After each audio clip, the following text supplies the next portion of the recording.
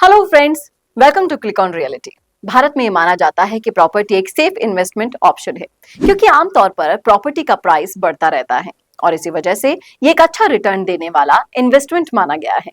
और हम अगर पिछले 70 सालों के इतिहास पर नजर डालें तो यही होता आया है। मगर क्या आगे भी ऐसा होगा? क्या इंडिया का रियल एस्टेट ऐसे ही ग्रो करता रहेगा, या फिर हमारी सिचुएशन भी अदर कंट्रीज जैसे यानी कि चाइना, जापान जैसी हो जाएगी? प्रॉपर्टी एक लॉन्ग टर्म इन्वेस्टमेंट है और प्रॉपर्टी में लोग 10, 15, 20 सालों का सोच के इन्वेस्ट कर देते हैं। और इसीलिए आज हम लोग ये जानेंगे कि आने वाले 25 साल में इंडियन रियल एस्टेट मार्केट कैसा होगा और 2050 तक इंडिया का रियल एस्टेट मार्केट कैसा परफॉर्म करेगा। साथ ही साथ आज हम ये भी जानेंगे कि कौन से ऐसे फैक्टर्स होंगे जो रियल एस्टेट की ग्रोथ का कारण बनेंगे और इंडियन पॉपुलेशन का रियल एस्टेट मार्केट पर क्या इंपैक्ट आएगा। Hello everyone, welcome to click on reality. I am Chetna and शुरू करते हैं आज का वीडियो। तो अगर हम क्रेडाई और खुशमैन और वेकफील्ड की रिपोर्ट की बात करते हैं तो currently market size of real estate in India is estimated to be around $300 billion, yes, which is around 24 lakh crore. और इसमें से 80% रेजिडेंशियल रियल एस्टेट है और 20% कमर्शियल है। अब अगर बात करें भारत की जीडीपी में रियल एस्टेट का डायरेक्ट कॉन्ट्रीब्यूशंस तो वो है around 7%। It is expected that by 2030, real estate contributions will be around 15% to the GDP and 17.5% by 2047. Indian real estate का मार्केट साइज 2030 तक $1 ट्रिलियन तक पहुंच जाएगा और ये $5.17 ट्रिलियन तक भी हो सकता है बाय 2047। करंटली भारत में 36% लोग अर्बन एरियाज में रहते हैं और बाय 2050 ऑलमोस्ट 50% लोग अर्बन एरियाज में रहेंगे, मतलब मेट्रो सिटीज भी बढ़ेंगी। भारत में 8 मेट्रो सिटीज हैं और आज 2050 तक 10 नई मेट्रो सिटीज और क्रिएट हो जाएंगी। 2030 तक 7 करोड़ और नए घर बनाने की जरूरत है और प्रेजेंट टाइम के डिमांड को अगर आप देखेंगे तो 1 करोड़ 80 लाख घरों का शॉर्टफॉल है। ये नंबर सुनने में तो बहुत अच्छे हैं, लेकिन इनके पीछे का लॉजिक क्या है? क्यों क्रेडाई और रिसर्च फर्म्स ये बोल रहे हैं कि अगले 25 साल इंडियन रियल एस्टेट के लिए बहुत ही अच्छे रहेंगे? अगर देखा जाए तो इंडियन रियल एस्टेट का ट्रू सेंस में ग्रोथ सिर्फ लास्ट 25 से 30 सालों में हुआ है, क्योंकि इंडिपेंडेंस से लेकर 1990 तक ग्रेजुएट ग्रोथ थी और कोई भी मेजर बूम नहीं आया, जहां पर 3-4 सालों में प्रॉपर्टी के प्राइस डबल हो रहे थे। लेकिन वहीं 1990 से लेकर 2024 के बीच में हमें 4 बूम साइकिल और 3 स्लो डाउन के पीरियड देखने को मिले हैं। अगर बात करें लास्ट 34 सालों में ग्रोथ की तो इसके 4 मेजर रीजन दिखाई दिए थे। सबसे पहला था पॉपुलेशन की ग्रोथ, दूसरा लोगों की इनकम बढ़ी जिसकी वजह से उनकी पेइंग कैपेसिटी भी बढ़ गई, तीसरा अर्बनाइजेशन भी बढ़ा, कारण है जिससे मेट्रो सिटीज और साथ ही साथ टायर 2, टायर 3 सिटी की डेवलपमेंट काफी फास्ट पे हुई, चौथा रियल एस्टेट में टेक्नोलॉजी का यूज होना जिससे कंस्ट्रक्शन क्वालिटी और स्पीड दोनों ही इंप्रूव हुए, डेवलपर्स की रीच बढ़ी और सेम टाइम पे होम बायर्स के पास में इंफॉर्मेशन का सर्कुलेशन भी बढ़ गया। सो बेसिकली पॉपुलेशन बढ़ी तो डिमांड भी बढ़ गई और डिमांड बढ़ी तो प्राइस बढ़ गई, सेम टाइम पे लोगों की इनकम भी बढ़ गई।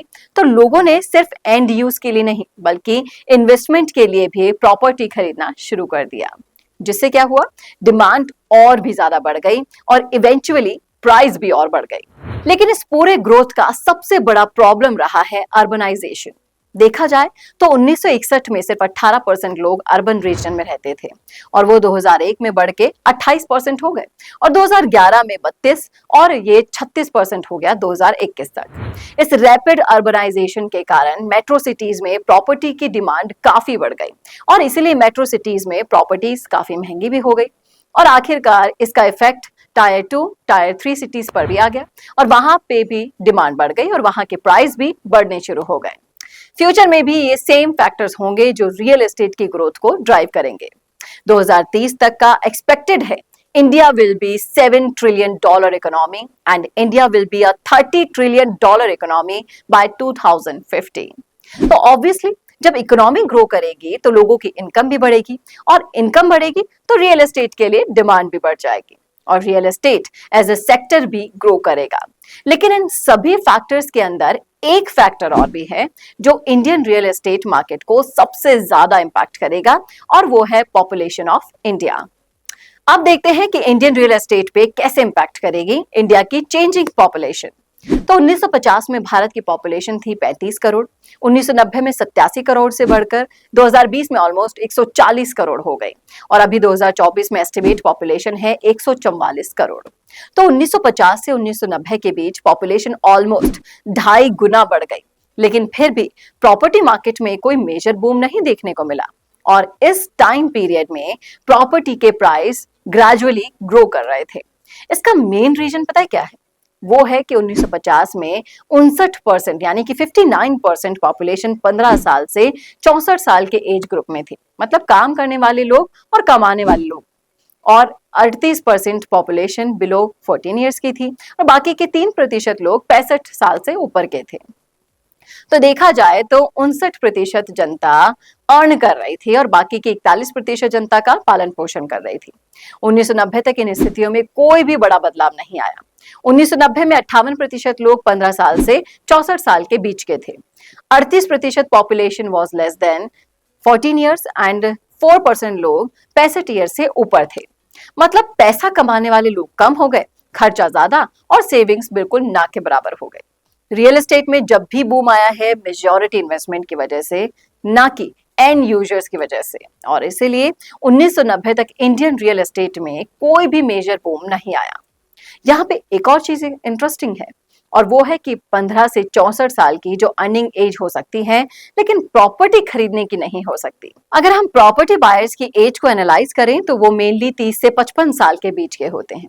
30 साल से पहले करियर की जस्ट शुरुआत होती है और इतनी सेविंग्स भी नहीं होती है, और 55 के बाद मेजर फोकस होता है अपने रिटायरमेंट के लिए सेविंग करना, और इसीलिए वो इतने बड़े इन्वेस्टमेंट नहीं करते हैं।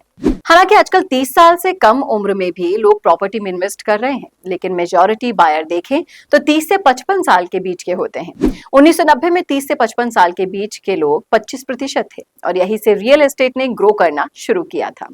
2020 तक ये नंबर बढ़ के 32% 5 हो गया, और माना जा रहा है कि 2030 तक 30 से 55 साल की पॉपुलेशन 35% हो जाएगी, और फिर 2050 तक कंसिस्टेंटली 35% पॉपुलेशन 30 साल से 55 साल के बीच होगी। यानी कि अभी से 2050 तक 1/3 of the population property buying age category में होगी, और यही उम्मीद है कि इनमें से मेजॉरिटी लोग घर भी खरीद पाएंगे। कैसे खरीद पाएंगे, चलो वो देखते हैं। अभी से लेकर 2050 तक जो भी लोग 30 साल से 55 साल के एज कैटेगरी में आएंगे, उनका लाइफस्टाइल बेस्ड खर्च तो स्वाभाविक रूप से बढ़ेगा ही, लेकिन उनके ऊपर फाइनेंशियल डिपेंडेंसीज कम होंगी उनके प्रीवियस जनरेशंस के मुकाबले। अब लाइफस्टाइल बेस्ड खर्चा तो पर्सनल चॉइस होता है, वो क्या लेना चाहते हैं, वो क्या नहीं लेना चाहते हैं, मगर फाइनेंशियल रिस्पॉन्सिबिलिटी में चॉइस नहीं होती है। फॉर एग्जाम्पल, आज से 30 से 40 साल पहले काफी सारे पेरेंट्स अपने बच्चों पे फाइनेंशियली डिपेंडेंट होते थे, लेकिन आजकल का देख लीजिए काफी जमाना बदल गया है। काफी सारे सीनियर सिटीजन्स फाइनेंशियली इंडिपेंडेंट हैं। इनफैक्ट वो अपने बच्चों को फाइनेंशियली सपोर्ट भी कर रहे हैं, और फ्यूचर में भी यही ट्रेंड चलेगा। और सेकेंड पॉइंट ये है कि आजकल फैमिली में बच्चे कम भी हो रहे हैं, और आज से 30 से 40 साल पहले एक फैमिली में 2 से 3 बच्चे होना बहुत ही ज्यादा कॉमन था, लेकिन आजकल बहुत सारी फैमिलीज में सिर्फ एक ही बच्चा होता है। डिंक कल्चर भी बहुत पॉपुलर होता जा रहा है। Dual income, no kid culture बहुत ही ज्यादा पॉपुलर हो रहा है, स्पेशली मेट्रो सिटीज के अंदर। अगर हम इसको नंबर्स में पुट करके देखें तो 1990 में 38% पॉपुलेशन 14 साल से नीचे की थी, और फाइनेंशियली 2020 में ये 26% पे आ गई, और 2030 तक पे 22% पे आ जाएगी, और 2050 तक ये सिर्फ 18% पॉपुलेशन रह जाएगी जो 14 साल से नीचे एज ग्रुप के लोगों की होगी। इसका मतलब ये है कि अगले 26 सालों में ज्यादातर पॉपुलेशन 30 से 55 साल की एज ग्रुप में ही फॉल करेगी, मतलब अर्निंग और property buying age group. Chances है कि इनके लाइफस्टाइल के खर्चे ज्यादा होंगे, बट इनके ऊपर पेरेंट्स और बच्चों की फाइनेंशियल डिपेंडेंसीज कम हो जाएंगी, इसलिए ये अपने लाइफस्टाइल के खर्चे के साथ ही प्रॉपर्टी भी खरीदना अफोर्ड कर पाएंगे। एंड ऑब्वियसली पॉपुलेशन बढ़ने के साथ एक कंट्री का इकोनॉमिक ग्रोथ, लोगों के इनकम के साथ साथ ग्लोबल पॉलिटिकल और इकोनॉमिक सिनेरियो का भी रियल एस्टेट पे काफी बड़ा इम्पैक्ट डालता है। लेकिन इन सभी फैक्टर्स का प्रॉपर्टी के लॉन्ग टर्म डिमांड पे कम और प्रॉपर्टी के प्राइस पर ज्यादा इम्पैक्ट होता है। और ये वो सारे फैक्टर्स हैं जो रियल एस्टेट मार्केट के अंदर बूम ला सकते हैं या फिर स्लो डाउन लेकर आते हैं। वैसे भी देखा जाए तो इंडिया में प्रॉपर्टी सिर्फ इन्वेस्टमेंट नहीं बल्कि एक इमोशन होता है, और इसीलिए अगर अर्निंग पर्संस की पॉपुलेशन ज्यादा होगी तो वैसे ही रियल एस्टेट की डिमांड बढ़ जाएगी, साथ ही साथ रियल एस्टेट सेक्टर अच्छा परफॉर्म करेगा। और एक बात और याद रहे, रियल एस्टेट मार्केट अच्छा परफॉर्म करेगा इसका मतलब ये नहीं है कि कभी स्लो डाउन होगा नहीं। जब भी property prices majorities of earning persons के बाइंग कैपेसिटी से बहुत ही ज्यादा बढ़ जाएंगे तो वहां उनकी डिमांड कम हो जाएगी और मार्केट में स्लो डाउन हो जाएगा। लेकिन वहीं जब प्रॉपर्टी की जरूरत होगी तो स्लो डाउन के बाद में ग्रोथ और बूम भी करेगा मार्केट। आने वाले 26 साल में हम 2 से 3 स्लो डाउन के साइकिल देख सकते हैं, वहीं साथ में हमको 3 से 4 ग्रोथ और बूम के साइकिल देखने को मिल सकते हैं। इन अ नटशेल अगले 25 साल इंडियन रियल एस्टेट के मार्केट में इन्वेस्ट करने के लिए बहुत ही अच्छे टाइम होगा। लेकिन उसके बाद क्या होगा? क्या 2050 के बाद भी इंडियन रियल एस्टेट मार्केट ऐसा ही परफॉर्म करेगा या फिर चाइनीज मार्केट की तरह डेड हो जाएगी? तो इसके लिए हम एक और वीडियो आप सभी के लिए लेकर आएंगे फ्यूचर में, जिसमें हम रियल एस्टेट के अदर फैक्ट्स को डिस्कस करेंगे। आई होप आपको आज का वीडियो अच्छा लगा हो, ये जानकारी आपको पसंद आई हो। अगर आई है तो वीडियो को लाइक जरूर कीजिएगा, अपने फ्रेंड्स एंड फैमिली के साथ शेयर कीजिएगा ताकि उनको भी रियल एस्टेट नॉलेज मिल सके। और अगर आपने अभी तक हमारे चैनल क्लिक ऑन रियलिटी को सब्सक्राइब नहीं किया है तो प्लीज जल्दी से सब्सक्राइब कर लीजिए ताकि हम इसी तरीके से इंडियन रियल एस्टेट पे और भी इंटरेस्टिंग वीडियोस आपके लिए लाते रहेंगे। और आज के लिए सिर्फ इतना ही, मिलते हैं अगले वीडियो में। Till then stay tuned with us.